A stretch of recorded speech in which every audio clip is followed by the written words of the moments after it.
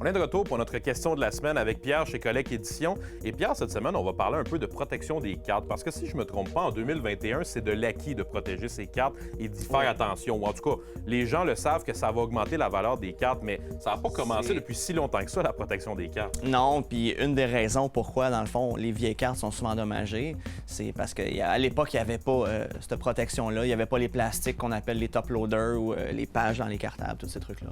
Et justement, ça aidait peut-être pas nécessairement à conserver la bonne valeur des cartes lorsqu'on les retrouve. En fait, ce que je veux dire, c'est que ce qui augmente la valeur des cartes en 2021, c'est justement le fait qu'elles ont été protégées ou non à l'époque. Exactement. C'est rendu primordial que les cartes soient en condition mint, qu'on appelle.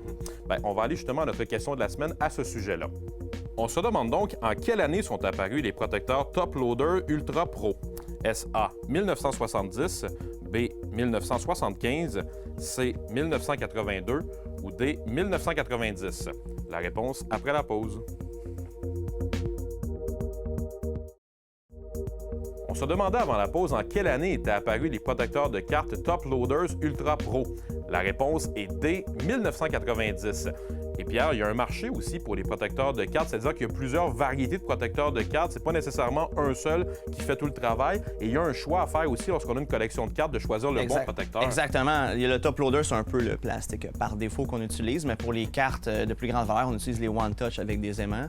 Il faut faire attention aussi, il y avait aussi des plastiques qu'on vissait les cartes, mais ces plastiques-là, des fois, peuvent écraser les cartes. Puis là, malheureusement, elles sont plus bonnes pour le grading après.